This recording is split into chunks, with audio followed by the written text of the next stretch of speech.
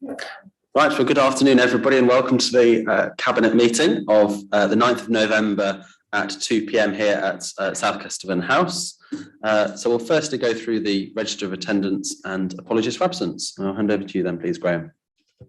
Thank you, Leader. I can confirm that there are no apologies for absence. All Cabinet members are present as expected. Brilliant. Thank you very much. Moving on to agenda item number 2, which are the minutes of the previous meeting held on the 12th of October 2021. Do I have any amendments or comments on those minutes at all? No. Councillor Reid? No, I'm quite happy to second them, Chairman, and I've Leader, and I've actually taken double reference to the Bourne special expense areas, absolutely accurately recorded. Thank you. Thank you for that clarification. So I'm happy to second. So with no further comments, all those in favour, please indicate. And that is unanimous. Thank you very much. Moving on to agenda item number 3, of course, it is disclosures of interests. If you do have any disclosures throughout this meeting, then please do not hesitate to make those at the appropriate time. Otherwise, the interest that you have registered as part of through democratic services obviously stand at this meeting. Moving on to items recommendation to council, which is agenda item number 4, which is the Rectory Farm development brief. And I'll hand over to Councillor Robbins, please. Thank you, Leader. The development of Rectory Farm is a key piece of the jigsaw in the northwestern quadrant of Grantham. The site's allocated in the current local plan and will see 1,150 houses developed on this site. Rectory Farm sits opposite the hugely successful Poplar Farm, and South Kesterton District Council has worked alongside expert consultants AECOM and Links County Council to create this supplementary planning document that you can find at Appendix 1 on page 60 of your agenda pack. This document will ensure that the developers deliver a high quality and sustainable development. This council declared a climate emergency, achieved with cross-party support in 2019. I'm not going to steal the Leader's thunder as his report comes later in this meeting, but I will go so far as to say each and every one of us can help shape the district's ambitious plans to improve the environment for all residents. The plans for Rectory Farm will include sustainable transport measures. It will create new walking routes and improve the cycle network. This document will further support the delivery of green infrastructure, including tree-lined avenues and, importantly, connectivity with attached developments. The brief will ensure that design and layout of the development will be high quality and shapes density, character areas and building heights. In the 3 years it's taken to get to Cabinet today, the wider public have been consulted to make sure what comes before you is endorsable to the next stage in the approval process. Rectory Farm will be a comprehensive development that includes housing, open space provision, transport links and biodiversity improvements. By no means least, I would like to thank all the officers involved in this process, especially Phil Moore, who have worked hard to bring this document forward today, and I'm delighted to request that Cabinet endorses the Rectory Farm development brief and recommends its adoption by full council. Thank you very much for that speech. Do I have any comments or questions from Cabinet members on this? Councillor Reid. Thank you very much, Leader.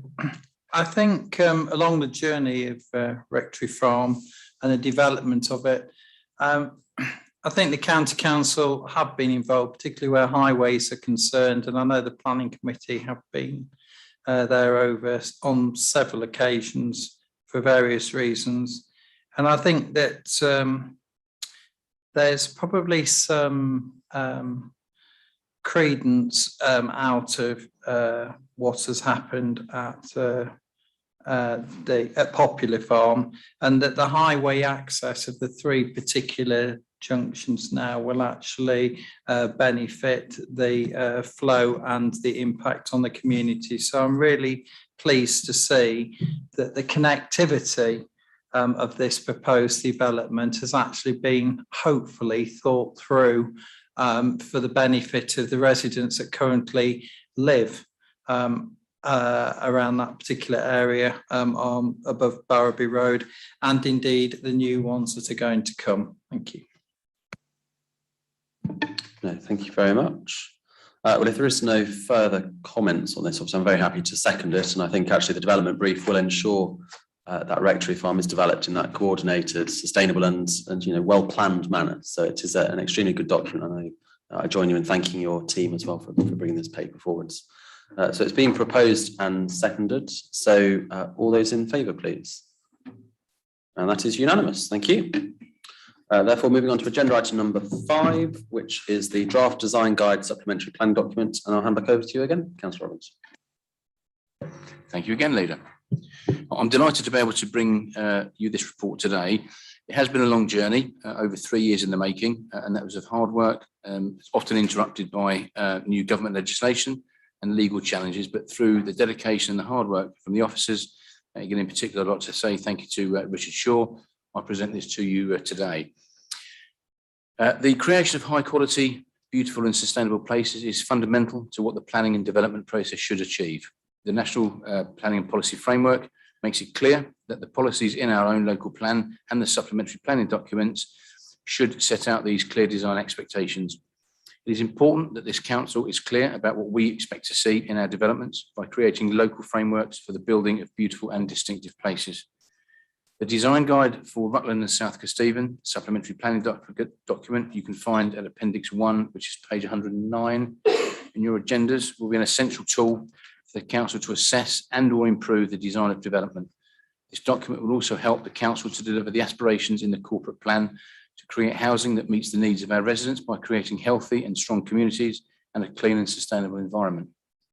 The council has been working collaboratively with Rutland County Council in developing this guide, and it's been funded by a grant awarded to both councils. Over the draft document lifespan, the public and stakeholders have had the opportunity to shape the document with various workshops and public consultation events taking place. All of these comments received has resulted in this document that we are reviewing today and asking you today to endorse it before asking full council to adopt it as a South Kesteven District Council supplementary planning document. Thank you. Brilliant. Thank you very much. Do you have any questions or comments on this report at all? No? Sorry, Councillor Reid. I thought I'd wait to see if anybody else had first before I actually spoke. Just as Councillor Robbins says, this has been a good 3 years in coming, in the making, and it has widely taken into consideration the views of many people across the whole of our community. And I would also like to say at this junction, it's just not Richard Shaw that has been quite excellent in the way forward with this. We've had landscaping consultancy as well that has also assisted. And the outcome already has been well thought and benefited to the final 2 zones of Elsie Park. We have seen design briefs greatly improved, landscaping greatly improved, and I think that this is a huge necessity. Not everybody has one of the, when I say not everybody, not every planning authority has one of these, and we have already benefited, and I'm absolutely sure we will benefit in the future from this as well. So I'd like to join with thanks for the engineering of it, all 139 pages, if my maths are right. Indeed, I'm very happy to support it. Thank you, Leader. No, thank you, Councillor Reid. And it is vital because, we do live in a special part of the UK. And for me, high design is key for what we want our communities to look like. I think we've all been on certain developments across the country where you go onto an estate and quite frankly, you could be anywhere in the country. So by having a design guide and making it high quality, it'll make it a nicer place for people to want to live. And of course, that's one of our key aims as part of our corporate plan. So I know a lot of work has gone into this, and especially for getting it to this meeting as well. So I would like to thank Councillor Robbins and his team for all the work in order to bring this forward to here today. Do you have any other comments on this agenda item? Councillor Dobson. Thank you, Leader. Yes, I'd just like to say how much I welcome the introduction of encouraging healthy lifestyles. I think this is on page 30, we see Sport England's 10 principles of active design. I think that is so important that we do remember this when we're putting our housing together, and I welcome this and fully support it. Thank you, Leader. Brilliant, thank you. Well, I'm very happy to second the recommendations as put on the report. And if there's no further comments, then we'll put it to a vote. So all those in favour, please. And that is unanimous. Thank you very much. Therefore, moving on to items for cabinet decision, which are key. And the first one is agenda item number 6, which is the material change in circumstances, the business rates relief package. And I'll hand over to the Deputy Leader of the Council. Thank you. Thank you, Leader. On the 24th of March 2021, the government made regulations preventing COVID-19 related restrictions from being taken into account in rateable value assessments for businesses. It prevents appeals against rateable values on the basis of a material change of circumstances. Ordinarily, this is a ground of appeal that is available outside the valuation office agency's regular general business rates revaluations. As well as the regulations, the government also announced an additional 1.5 billion to fund further release from business rates in 21-22. This relief is targeted at businesses and properties that are not eligible for reliefs that have already been made available to retail, hospitality and leisure sectors. The government has not published details on how the fund will be allocated amongst billing authorities at the time of writing this report. However, the bill is being discussed at the House of Lords on the 10th of November, tomorrow, at committee stage. Guidance on the distribution of the relief package will be finalised once the bill has passed through Parliament, and this will be issued to each billing authority for the appropriate actions to be taken at that point. So what I'm asking Cabinet today is to approve the delegations of the Council's 151 officer in consultation with the Deputy Leader to develop and implement a scheme of funding distribution that meets the legislative requirements. Thank you. You can tell I've got. Well, don't sit too close to me. The legislative. Anyway, do you have any further comments from Cabinet members on this report? No. Well, I'm happy to second. So therefore, we'll move to the recommendations. All those in favour, please indicate. And that is unanimous. Thank you. Therefore, moving on to agenda item number 7, which is the Stamford Special Expenses Area, and we'll go to Councillor Reid, please. Thank you very much, Leader. Clearly, the recommendations are there in the report, so I'll skip over going over those. Over recent weeks, officers and cabinet members have met with the representatives of Stamford Town Council to progress a long-held ambition to the removal of the special expense areas by transferring the responsibility of the assets currently being charged to the special expense area. Indeed, this is a programme that our Deputy Leader has mentioned to us on several occasions in the 4 special expense areas, which we are looking to pass over to the relevant town councils, as we know happened via the minutes for Bourne, and here is the second one for Stamford. So the proposal is for these to be transferred at a nominal consideration, and all responsibilities for their upkeep and maintenance will be the responsibility of the town council. There's a number of lease arrangements currently in place between the district council and a number of lessees that would pass over to the town council at the point of transfer. The timing of the transfer requires careful consideration due to funding arrangements that are being put in place between the council and the eligible recipients of the Section 106 agreement that was considered by council, by Cabinet on the 15th of June. The report also approved the commencement of the discussions with Stamford Rugby Club with respect to the provision of a new lease in readiness for a new clubhouse and pavilion facility. I'm sure you'll be very pleased to herald, Leader. As these matters are currently ongoing, the timing of the transfers needs to be careful. We're proposing that they are for the 1st of April 2023 in line for next year's financial budget. Both parties will be responsible for their legal fees incurred, and the town council will be transferred the assets on a sold as seen basis, just as we did with Bourne previously.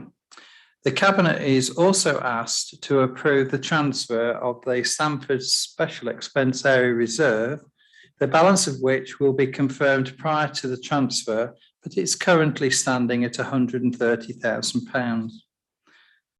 These funds, once transferred, will support the ongoing development of the amenities at the two locations and support ongoing costs.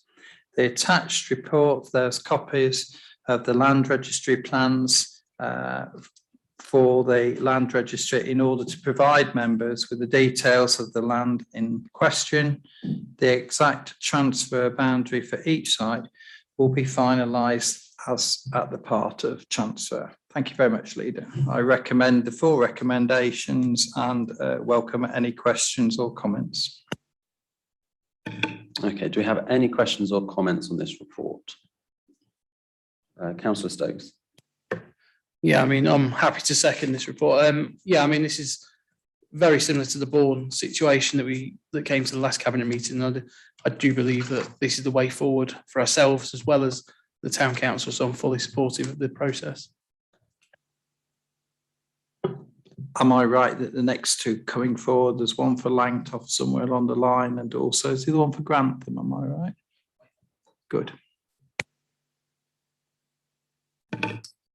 Okay, well, if I mean, I'm very much in support of this. I know I've attended numerous Stamford Town Council meetings, particularly since I've been one of the county councillors in Stamford.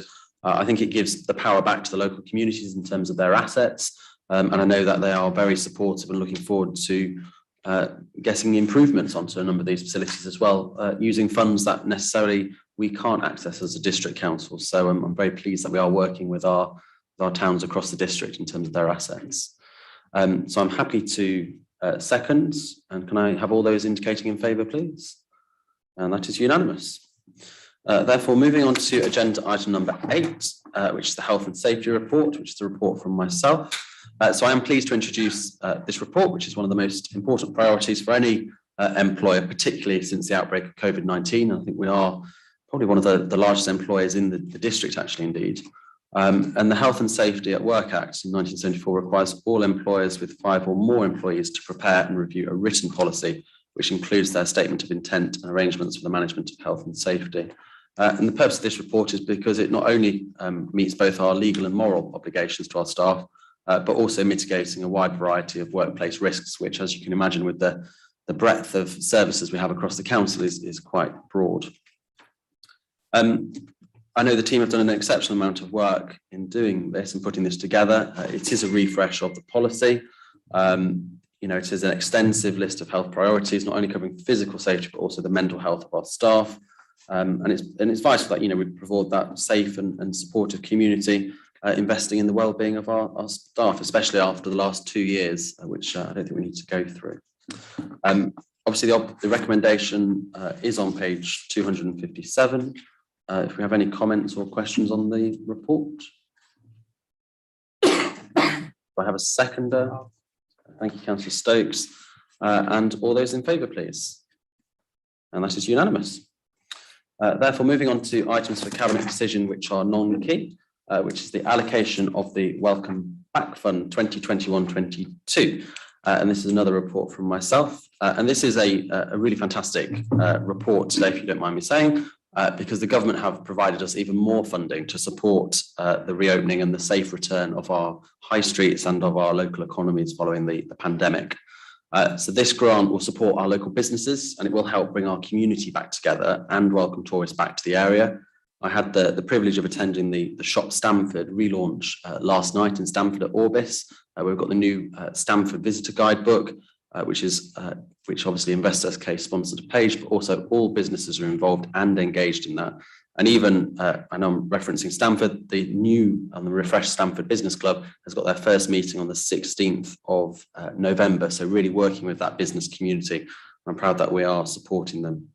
So the amount that we've received from the government is just over £250,000, and we've got to spend that by the 31st of March, and it will be used to benefit all of our 4 market towns as they get back on their feet, and particularly under 2 themes, which is around marketing and promotion, and also maintenance and environmental improvements. And this has been to the, I'm going to get the department right, the Department for Levelling Up Housing and Communities.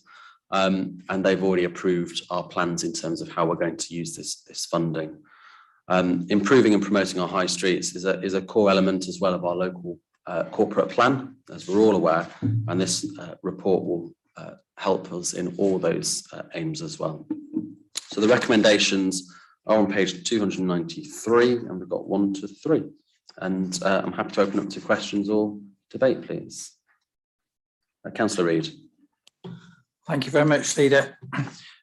Whereby which it's a good news story, and it really is. What we need to do next with it, of course, I see there's a grant action plan, and we indeed need to make sure that all of our parish councils, particularly our town councils, are aware of it so that it can be maximised to its fullest benefit. Thank you. There will be extensive communications around this, and there already has been extensive engagement with all of the business clubs in all of the towns, including local business owners and leaders. So we've certainly worked with the community in bringing this report together today. Okay, can I have a seconder then, please? Thank you, Councillor Robbins, and all those in favour, please.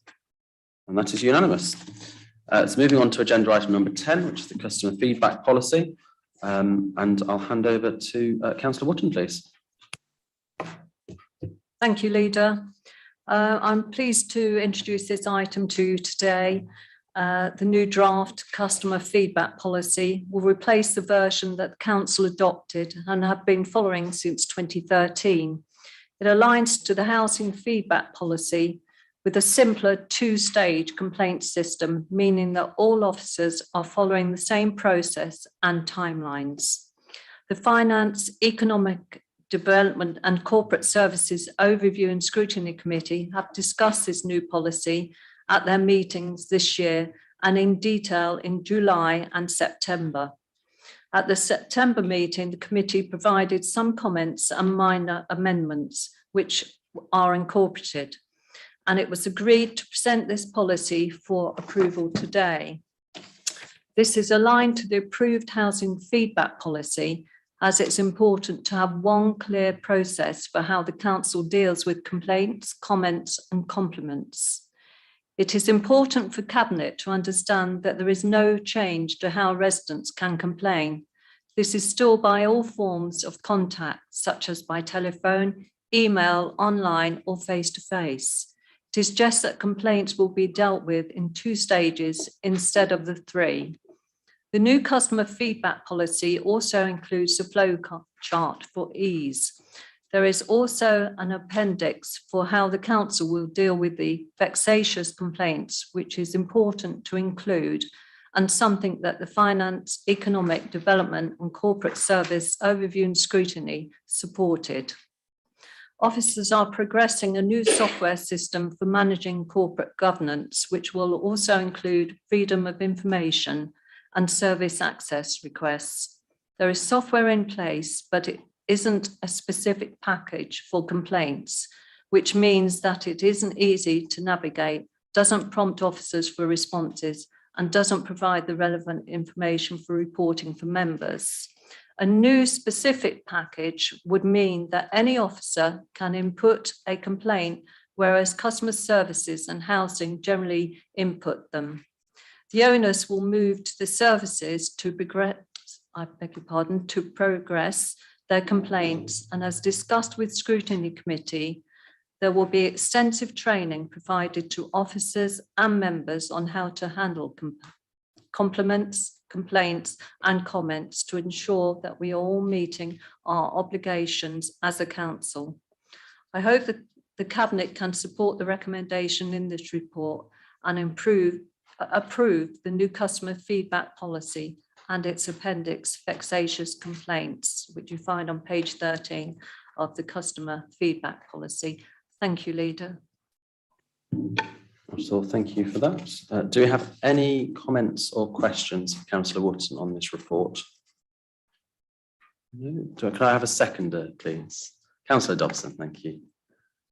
Okay then, if there's nothing further to be said, I know it's already been extensively reviewed and I know you've worked incredibly hard on this, Linda, so thank you for that. So all those in favour, please indicate. And that is unanimous. Therefore, moving on to matters referred to Cabinet by the Council or overview and scrutiny committees. So the first one is agenda item number 11, which is the Climate Matters 2021 annual statement. And this is a report by me, and I'd firstly like to pay tribute to Councillor Dr. Peter Mosley, because I know he did an exceptional amount of work on this report, and obviously it's encompassed now in my own portfolio, so I'd like to thank him for that. And I think it's quite poignant actually, because obviously we've got COP26 going on at the moment in Glasgow.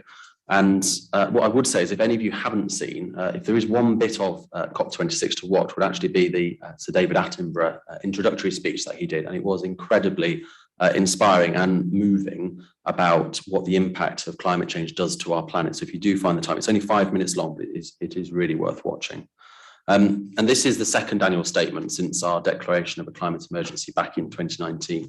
And I think we can already see some amazing progress across the organisation. And that's not to say we've cracked it, because we've got a long way to go, as has the entire local government sector as well. But our commitment to reduce our carbon footprint has already seen us reduce our baseline emissions by 24.85% overall. And as I said, there is room for improvement. You know, our mains gas and vehicle fleet emissions have risen by 8.73 and 2.54% respectively. However, all the signs are that we as a council, we are making great strides towards the goal of being net zero carbon by 2050. I think what I would also say is that there's a lot of technology out there that at the present time does not exist. And for us, before 2050, there'll be a lot of innovation, particularly across the services we deliver, that will get us to that net carbon target a lot quicker than 2050. But of course, we are continuing to see great reductions already achieved this year. We're transitioning 160 of our council-owned properties away from inefficient off-gas sources by the end of the year. We're upgrading streetlights to energy-efficient LED bulbs, and I think that's 100 by the end of this year, with more next year. Integrating street trees into all our future developments. And for me, I also want to see street trees down at the high streets, and I want to start to see them back in the town centres again. So where you currently see stumps of trees that have been cut off in the past, you know, it's about time we start replanting them where they should be, and creating that green environment as well. I think sometimes you can go down a town centre and it's a very concrete jungle, and actually we need to soften the approach and make it more attractive for our visitors as well. Obviously, some of the work that Councillor Trollope-Bellew is doing, supporting the marine wildlife through the blue-green corridor and the wetland plans with Queen Elizabeth Park. And that, you know, naturally, there is only so much we as a council can do to reduce the overall carbon emissions of SK more widely, but we will continue to lead the way, and we will continue to promote and encourage residents and businesses to take similar actions to what we are doing ourselves. You know, total emissions across SK have fallen by 30% since 2005. So it is showing that our community is willing to adapt and embark on this journey. But like I said, there is a long way to go, and we need to be a keen ambassador of this to make sure that we do get to that net carbon zero percentage well before 2050. And I know I was on a climate change conference the other day up in Wakefield, listening to what other councils are doing. And there's a lot of stuff I've learned there that I want to bring back here as well, because I think there is a lot more we can do. And I look forward to working with members on those plans as well. But do we have any other comments from any of the Cabinet members? Councillor Reid. Thank you very much, Leader. I think it's widely known that I sit on the Planning Committee, and I have shared on many occasions, and this gives me yet another platform to actually voice our plea. And our plea is that planning policy needs legislation for some of these things. Yes, there are several technical advancements in all ways of climate change that will yet come, but there is things like insulation criteria, heating systems, solar roofing materials, and the likes. And when we are approving new builds, particularly with the three very large developments that are going to happen around Grantham, we feel quite powerless to be able to ask that climate matters and climate change implications some of which could be imposed, but of course we can't impose them because there isn't legislation. So this is a platform on behalf of every planning committee member to plead that whatever lobbies can be made for this forthcoming legislation comes soon rather than later. Thank you, Leader.